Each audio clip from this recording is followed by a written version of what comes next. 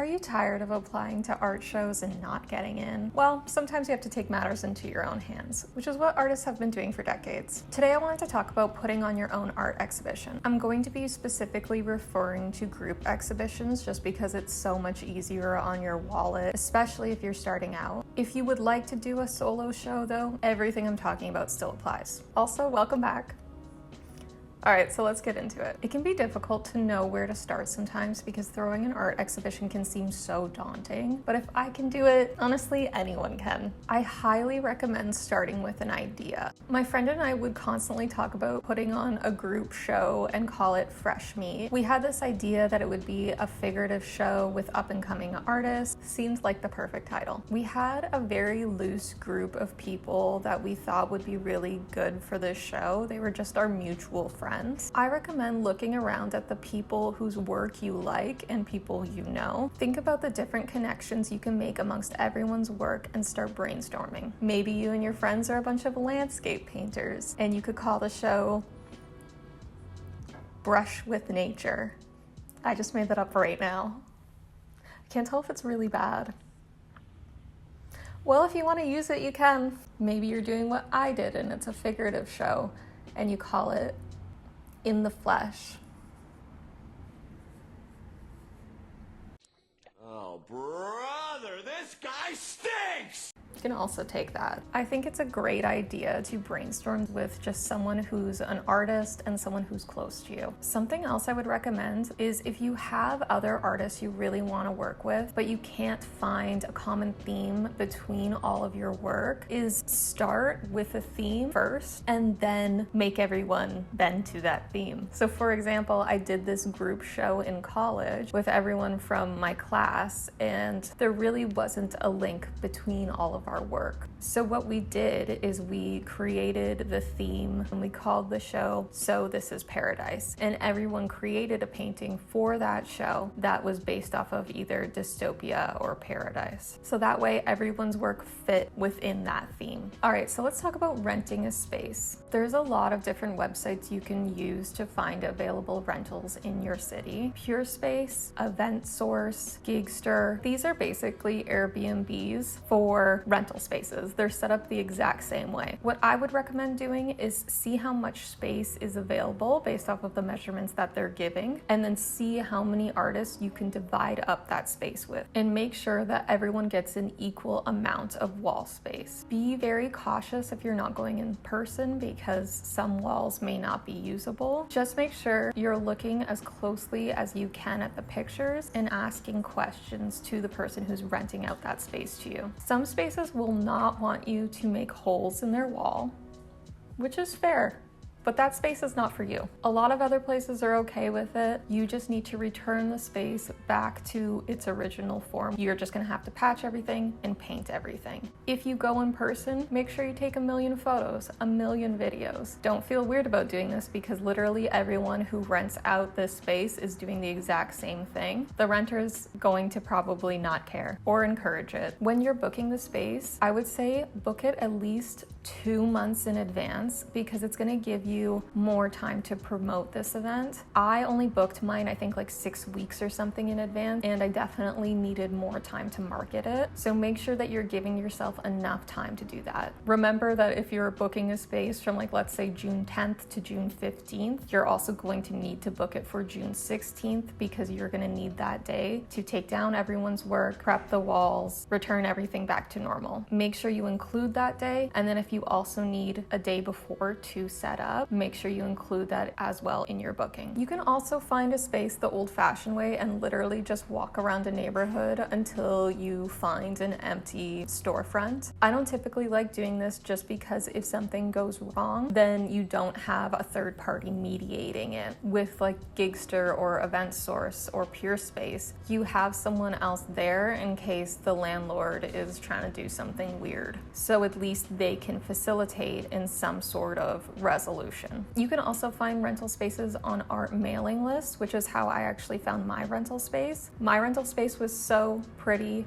I'll put up pictures here if I have any. And it was huge, so that was really nice actually. I've definitely mentioned this before, but Akimbo and Instant Coffee are great resources if you reside in Canada. They're just mailing lists that inform you of art exhibitions, art openings, juried exhibitions, art talks, and space rentals. All right, so let's say you've booked your space and now you need artists. Like I said for my show, I already had a few artists in mind that I wanted to include in this. Some of them I knew, some of them were more acquaintances, but I didn't feel super weird reaching out to them. As I started doing this though, I realized that I needed a lot more people than what I had originally planned for based off of the measurements, and I didn't have any more artist friends or acquaintances to really ask. So what I did is I just reach out to people through social media.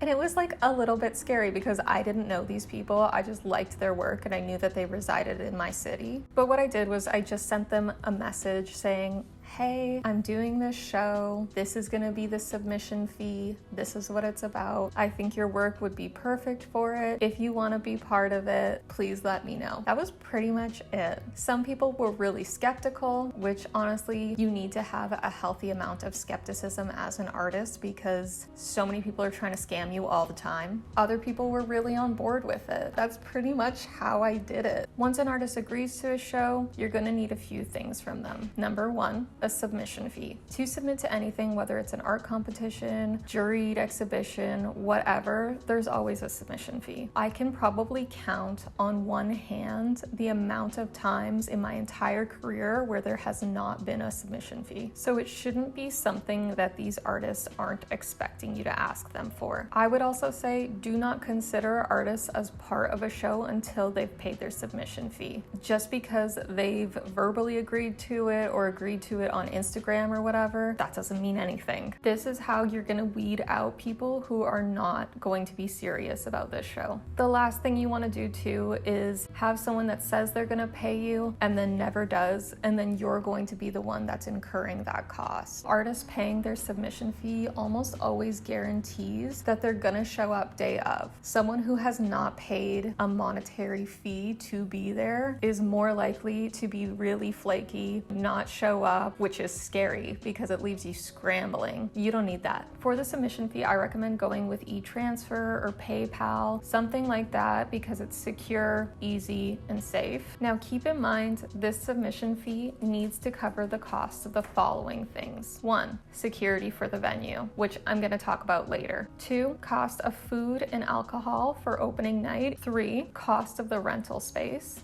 4, printing artist labels to go with each piece. And 5, the cost of SOP. That means that you need to get a quote for all of these things before you talk to artists and ask them to join. There's nothing worse than having to go back to artists and then ask them for more money because you didn't do your research. It just looks really sketchy and unprofessional. The second thing that you're gonna need from these artists is images of their work and the image details that go along with that work. For the image details, you're going to be asking for the title, the size of the piece, the medium it was created in, the date it was created, and the price of the work. The reason you're gonna need this stuff is because when you're setting up everyone's work on the day of, it's easier to have a guide in front of you telling you which painting goes with which image details. There's nothing worse than messing up that because obviously things are gonna be priced incorrectly, the titles will all be wrong. So it's better to just have a guide that tells you what goes with what day of. You don't have to do extra thinking. There's gonna be so many other things that come up, it's better to just have a guide. What I did was I created a table on Word and I would just share that document with artists and then they can drag and drop their images in and then put their image details on the next side of the table. All right, so now you have all of your artists, you have your space. Congratulations. Doing amazing, sweetie. These are the hard things to do, so if you have these things, amazing.